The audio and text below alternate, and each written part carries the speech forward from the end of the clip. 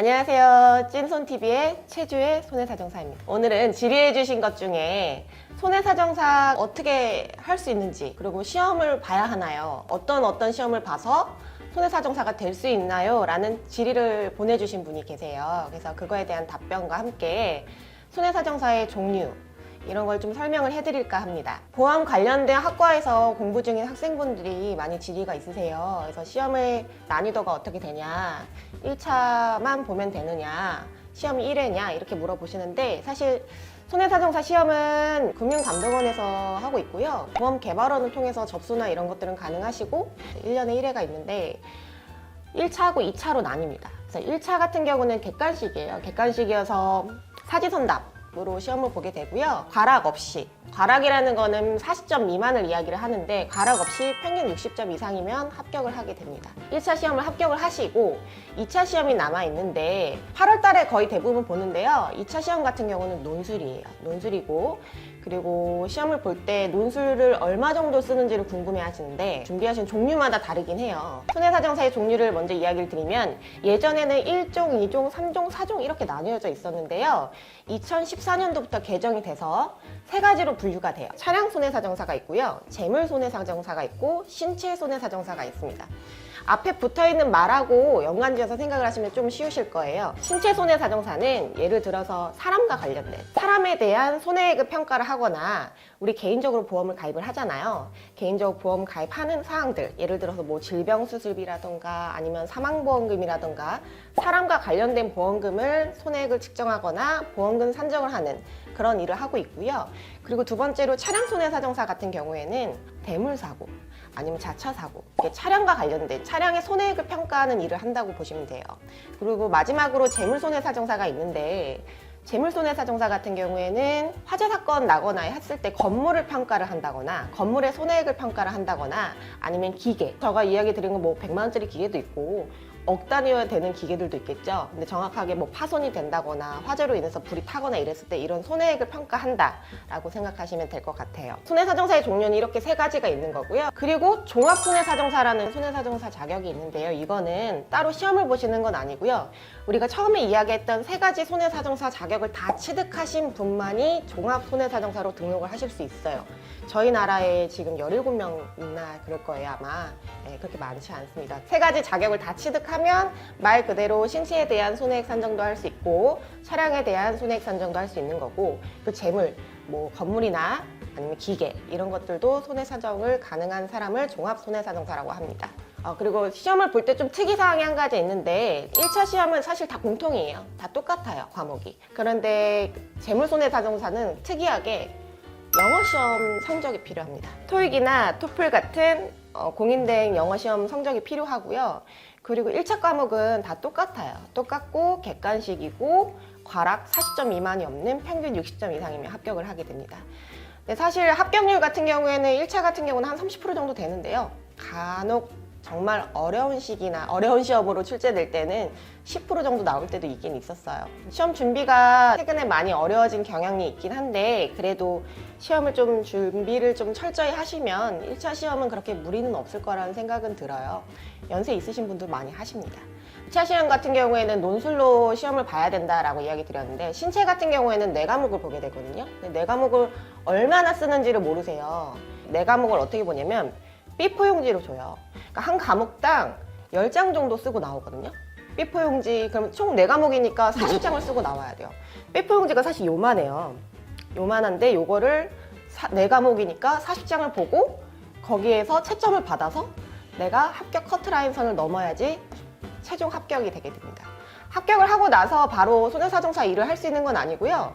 합격 후에 6개월의 수습기간을 거치고 나서 등록 절차를 밟으셔야지 등록증이 나옵니다. 신체 손해사정사 합격증이 맨 처음에 나오고, 합격을 하시게 되면 그 실무 수습까지 끝내시고 나면 이제 등록증이 나오게 돼요.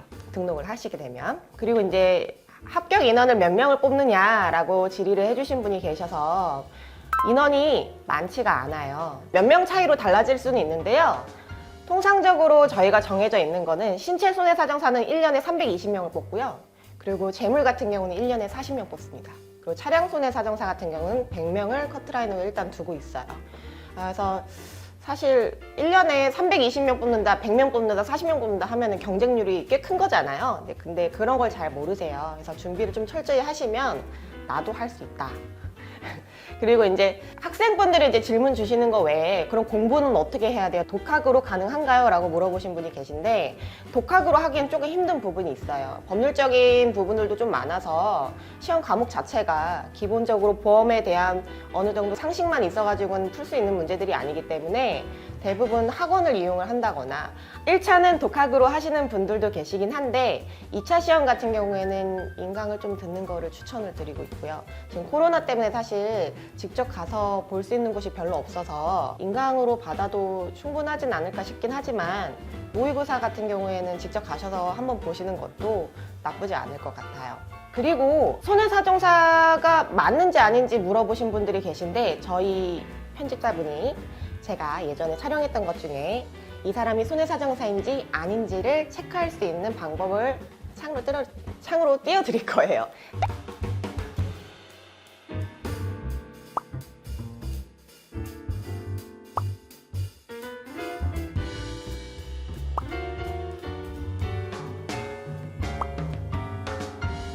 이름을 치면은 뭐 동명이인이 있어서 좀 헷갈리시기도 할 수도 있는데 거의 없어요. 인원이 많지가 않다 보니까 내가 위임한 손해사정사가 금융감독원의 등록 절차를 제대로 밟은 시험에 정확하게 합격을 한 손해사정사인지를 확인을 하시려면 금융감독원 사이트에 들어가셔서 조회를 하시는 방법이 있으니까 확인을 하시면 됩니다. 그리고 마지막으로 손해사정사가 하는 일이 도대체 뭡니까? 라고 물어보시는 분들이 계셔서 짧게 한번 이야기 드리려고 하는데 예를 들어서 교통사고가 났어요. 제 동생이 교통사고가 났다. 그런데 좀 많이 다쳤어요. 옆에 있는 분은 얼마를 받았다고 이야기를 하시는데 그럼 나는 얼마를 받아야 되나?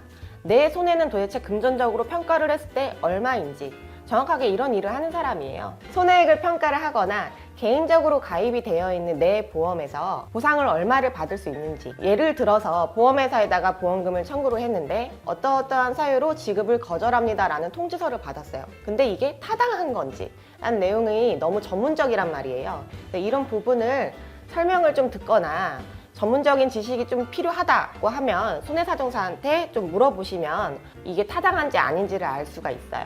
정확하게 보험업법상 규정이 되어 있는 업무는 손해가 발생한 사실을 확인하는 것. 그러니까 교통사고가 났으면 실제로 나온 교통사고인 건지, 상해사고가 났으면 이 사람이 실제로 상해사고가 났었던 건지 발생 사실을 확인을 하게 되고요. 그리고 보험 약관이 적용이 타당한지, 관련된 법규가 적정한지, 이게 적용을 하는 게 맞는지 아닌지를 판단하는 일을 하게 되고, 그리고 손해액이 아까 이야기 드린 것처럼 교통사고 손해액을 평가를 한다거나 보험금 산정을 한다거나 이런 일을 하게 되고요. 앞에서 이야기한 것과 관련된 업무에 서류를 작성을 한다거나 아니면은 보험회사에서 예를 들어서 이건 보상이 안 됩니다 라고 했을 때 실제로 저희가 판단을 해보니 보상을 해줘야 되는 사고다 라고 하면 보험회사에 위견 진술권이 있어요. 그래서 위견을 진술을 해서 보험회사하고 어떻게 보면 싸운다고 표현을 하긴 하는데 보험회사에서 평가한 금액이 다를 수도 있는데 다른 의견이 왜 발생을 했는지 이런 의견을 저희가 진술을 할 수가 있습니다. 그리고 한 가지 더 질의사항이 있었는데요. 지금 보험 설계사 일을 하고 계시다. 근데 내가 손해사정사 업무를 하고 싶다. 시험에 합격하면 겸업이 가능하냐라고 물어보신 분이 계세요. 원칙적으로는 가능해요. 손해사정사하고 겸업이 안 되는 거는 보험중개사밖에 없거든요. 그래서 설계사를 하면서 보험 겸업은 가능한데 근데 추천은 드리지 않아요. 왜 그러냐면은 시험에 합격하는 게 되게 어렵다고 분명히 이야기 드렸어요. 그러니까 시험에 일단 합격을 하시고 나서 실제로 이 업무에 뛰어드시면 시간이 없습니다.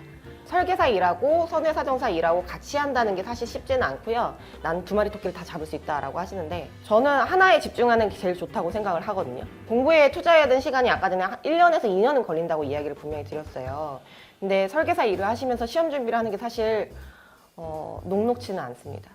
설계사 시험 난이도하고는 완전 다릅니다. 논술이 있잖아요. 설계사 시험 정도로만 생각을 하시고 시험에 뛰어드시면 시간만 날릴 수도 있어요. 전업수험생이신 분들이나 아니면 취업 준비하시는 분들이 좀 적합하지 않을까 싶어요.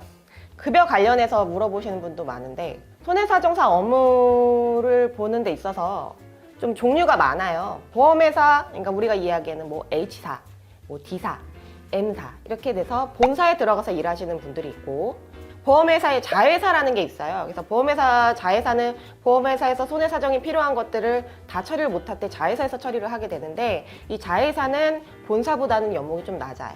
조금 더 낮고, 거기서 또 더 내려가면은 내려간다고 표현해서 죄송한데 이거 뭐 종류가 워낙 다양해서 위탁업체라는 것도 있어요. 그러니까 법인이긴 한데 보험회사에서 손해사정을 다 케어를 하지 못하면은 그러면 외부의 손해사정 업체에 의뢰를 주게 돼요. 그래서 간혹 내가 M사의 보험금을 청구를 했는데 조사자가 나왔어요. 보험 조사자가 근데 명함을 주는데 M사 명함이 아닌 경우가 있거든요. 그런 분들은 위탁업체에서 일을 하시는 분들이에요. 대학생 곧 졸업하시는 분들은 대부분 본사에 들어가는 걸 꿈을 안고 시작을 하는데, 워라밸은 다 다르다고 생각이 들어요. 연봉 많이 주는데 일을 적게 시키진 않겠죠? 그런 부분들이 있으니까 카페를 통해서든 아니면 협회를 통해서든 정보를 좀 습득을 하시거나 아니면 선후배분들한테 물어보셔서 좀 마음을 확고하게 다지신 다음에 시험 준비를 하시는 게 제일 좋지 않을까 싶습니다.